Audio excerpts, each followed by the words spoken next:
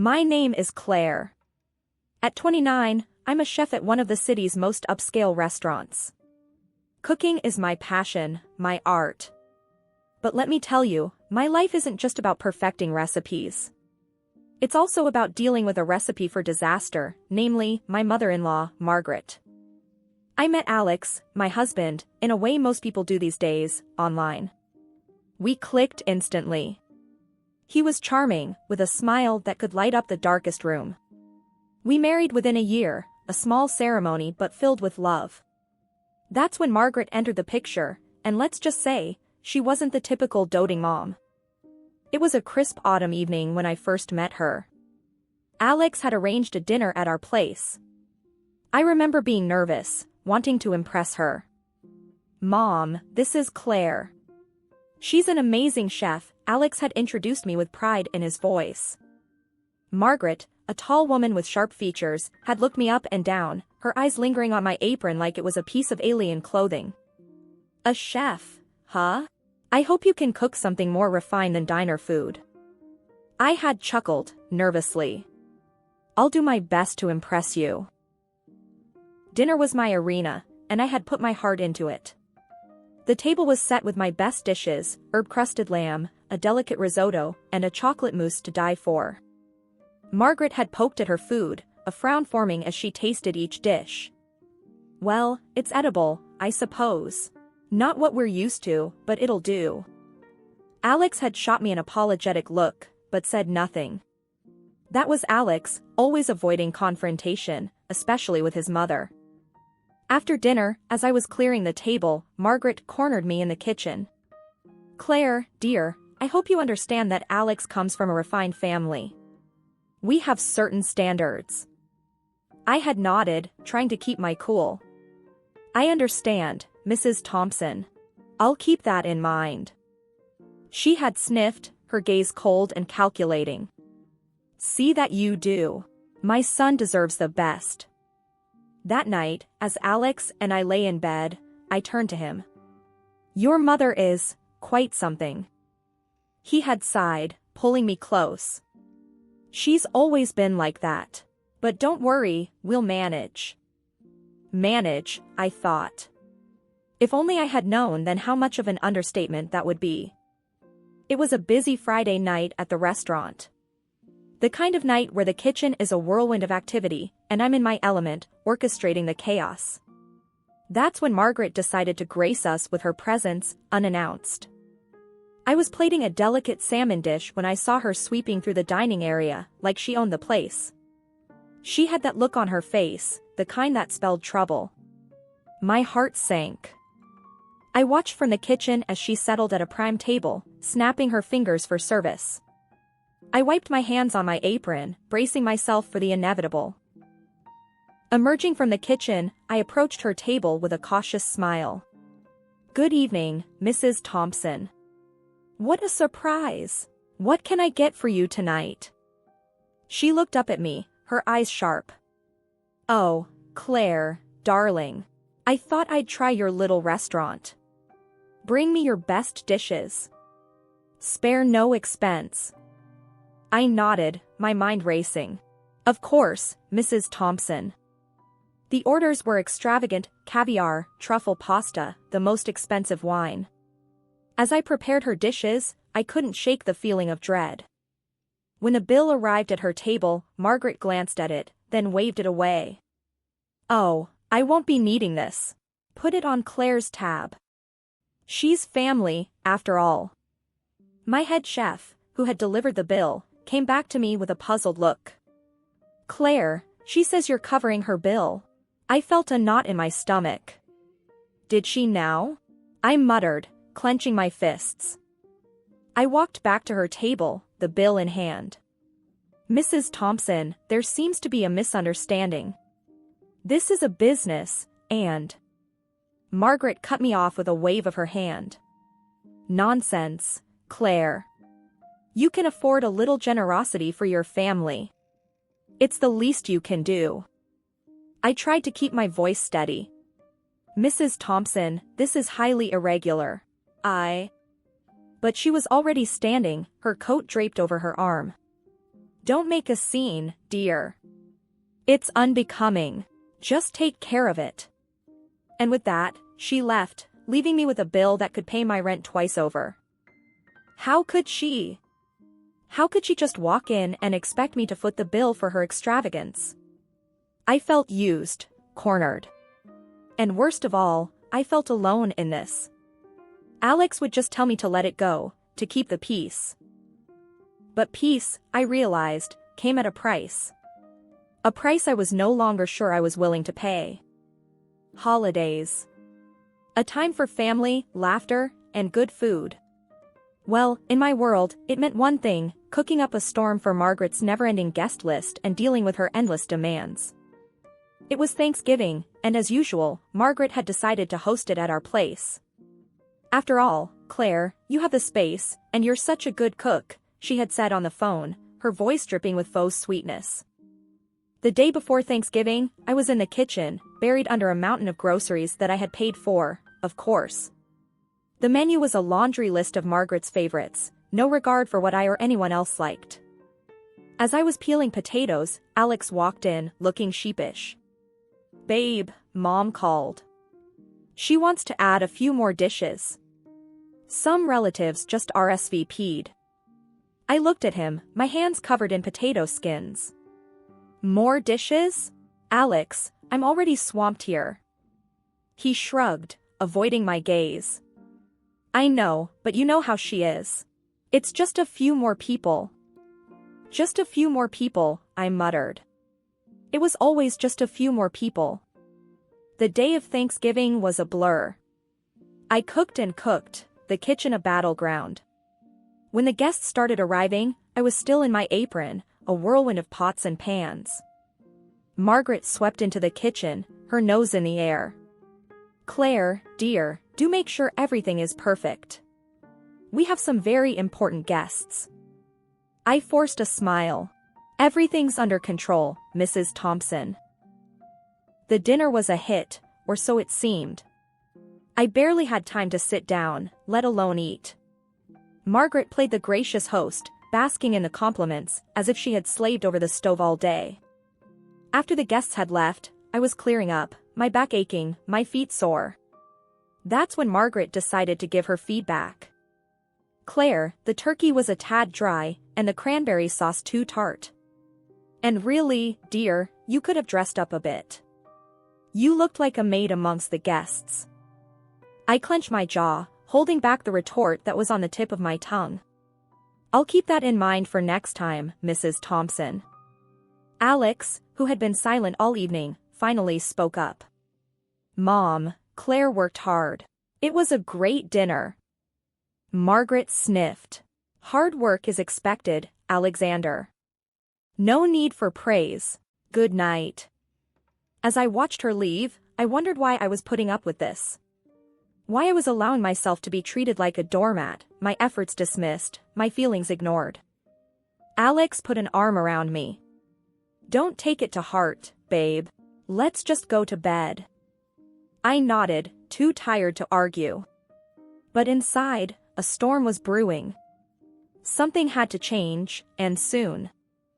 I never thought I'd be grateful for getting sick, but when I caught the flu right before Christmas, it felt like a twisted sort of blessing. Maybe now I'd get a break from Margaret's demands. Or so I thought. I was curled up on the couch, buried under blankets, a mountain of used tissues beside me. That's when my phone rang. It was Margaret, of course. "Claire, dear, you do remember Christmas is at our place this year. You'll be cooking, won't you?" Her voice was as cold as the winter outside. I croaked into the phone, "Margaret, I'm really sick. I don't think I can." She cut me off, her tone icy. "Sick? Convenient timing, I must say. We're counting on you, Claire. Don't be selfish." Selfish? I couldn't believe my ears.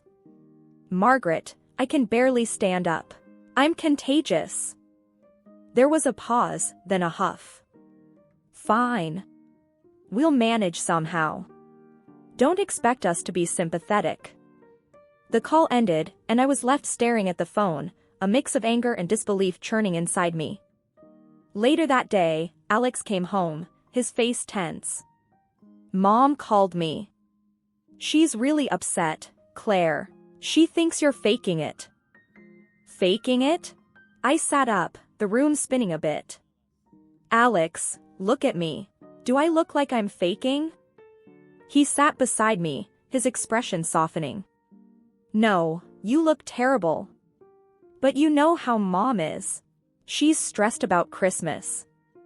Stressed? What about me? Sick, exhausted, and now accused of lying. Alex, I need you to understand. I'm really sick. I can't cook for Christmas. He sighed, running a hand through his hair. I know. I'll talk to her. Just rest, okay? Rest. Right. As if I could rest with Margaret's words echoing in my head. The next few days were a blur of fever, chills, and restless sleep. Miraculously, I started feeling a bit better just before Christmas. Not great, but no longer on death's door. I told Alex, hoping for some understanding. Instead, he said, "That's great, babe. So you can make it to Mom's for Christmas, right?" I stared at him, my heart sinking. Alex, I'm still weak. I can't cook for everyone. He looked disappointed, almost hurt. But it's Christmas, Claire. Mom's expecting us. Can't you just make a small effort? Small effort? I was fighting to get out of bed, and he wanted a Christmas feast. No, Alex. I can't. And I won't. My voice was firm, a hint of the frustration I'd been bottling up coming through. He didn't say anything, just nodded and walked away. As Christmas Eve approached, I was still reeling from the flu. There was no way I could cook an entire feast. I decided to take a stand. I won't be able to cook for Christmas, but I'll order dishes from the restaurant, I told Alex, my voice firm. He looked at me, puzzled. What? But Mom's expecting you to cook, like always. I shook my head. I can't, Alex. I'm still weak. She'll have to deal with it. He sighed, a look of resignation on his face. Okay, I'll tell her. Later, when Alex relayed the message to Margaret over the phone, I could hear her shrill voice from across the room.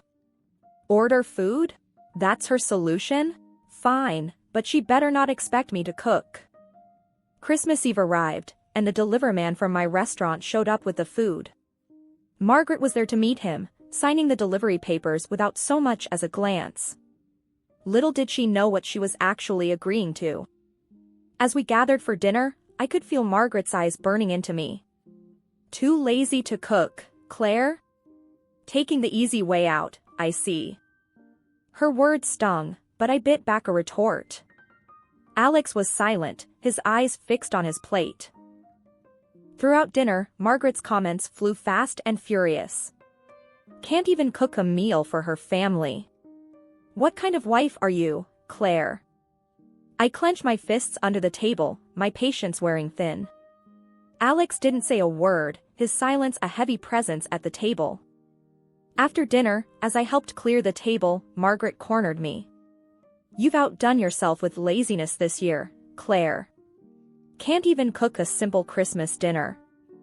I turned to her, my voice low but fierce. I was sick, Margaret. I did what I could.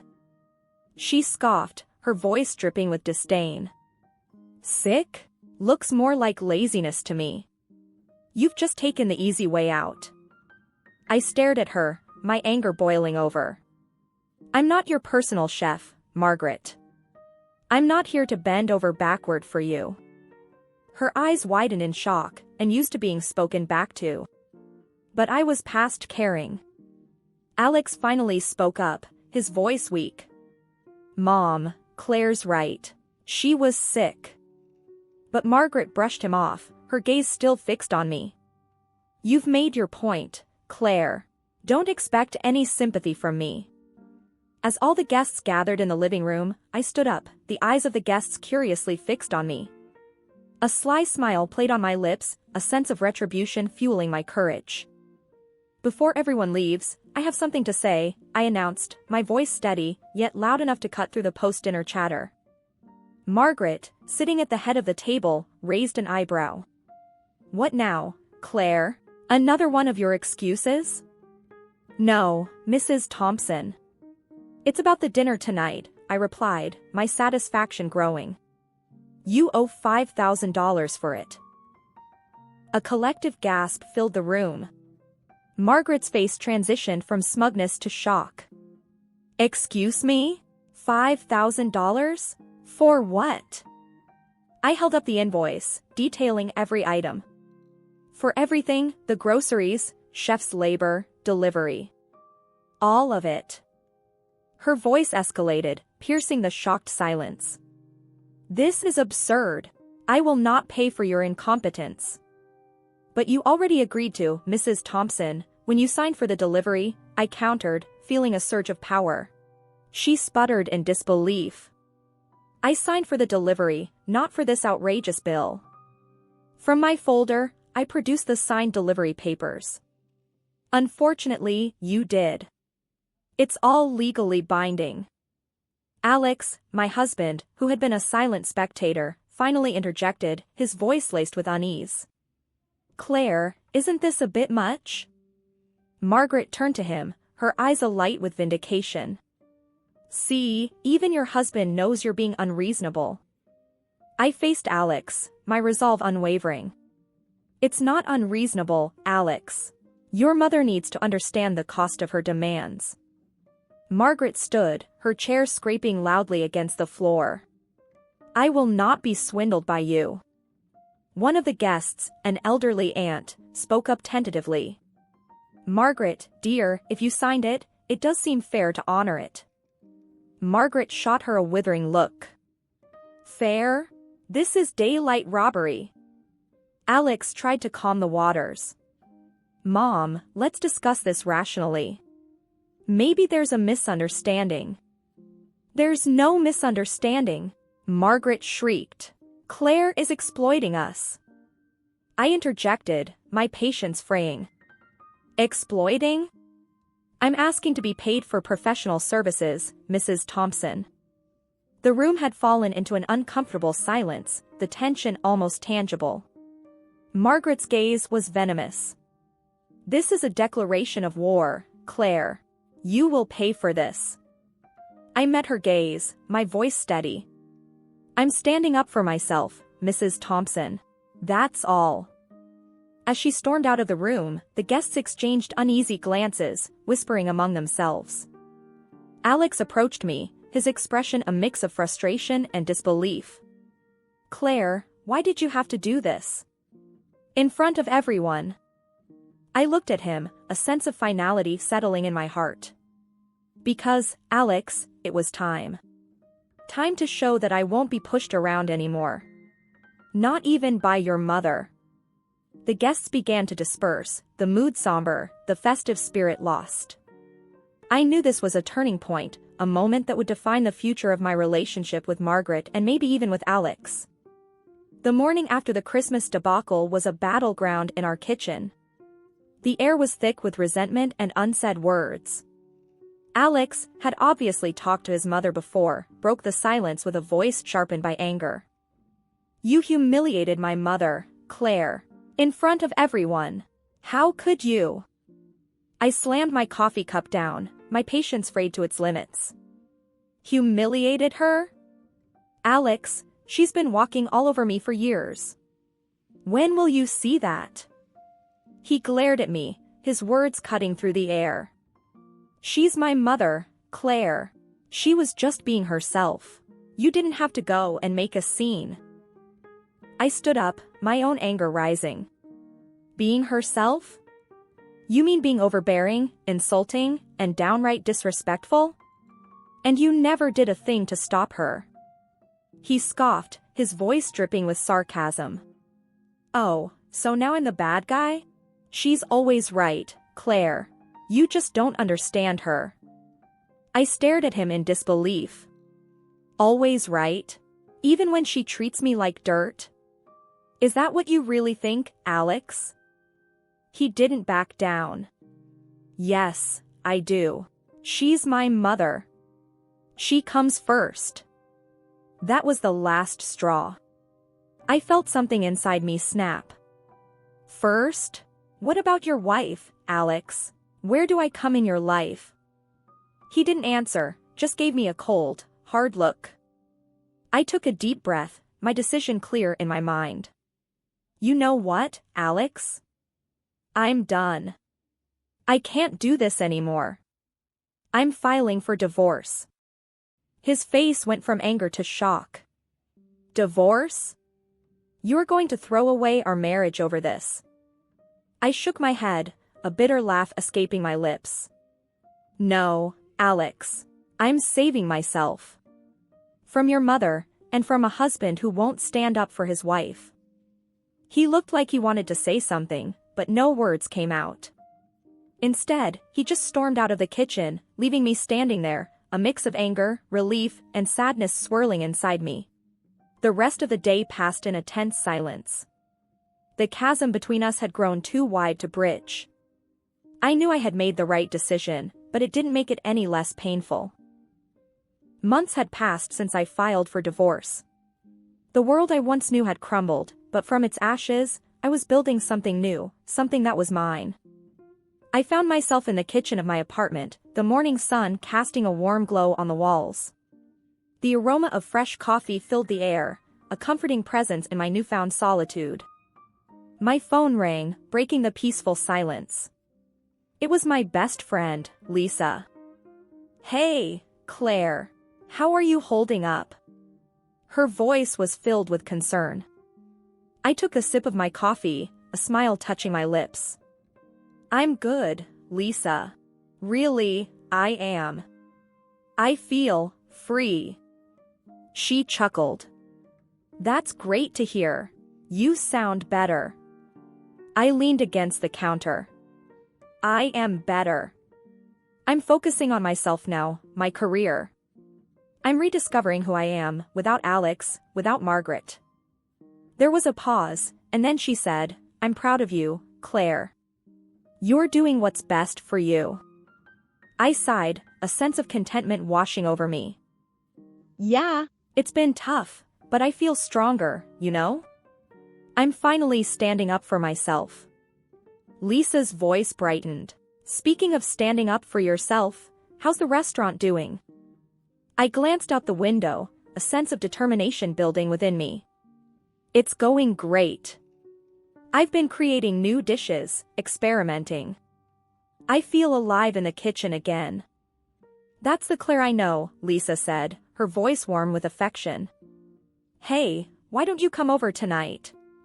Cook us one of your amazing dishes, and we can catch up. I laughed, the sound light and genuine. I'd love that, Lisa. It'll be nice to cook for friends again. After hanging up, I looked around my kitchen, a space that was once a battlefield of marital disputes and now a sanctuary of my independence. I picked up a photo from the counter, one of me and Alex in happier times. For a moment, I allowed myself to remember the good times, the love that once was. Then, with a deep breath, I put the photo away in a drawer. It was part of my past, a chapter that had closed. As I prepared for the day, I felt a sense of excitement for what lay ahead. The divorce had been a difficult journey, but it was also a journey of self-discovery and empowerment. That evening, as I cooked in Lisa's kitchen, laughter and chatter filling the room, I realized this was what happiness felt like. No pretense, no pressure, just me being me. As we sat down to eat, Lisa raised her glass. To new beginnings, Claire. I raised mine, a smile spreading across my face. To new beginnings.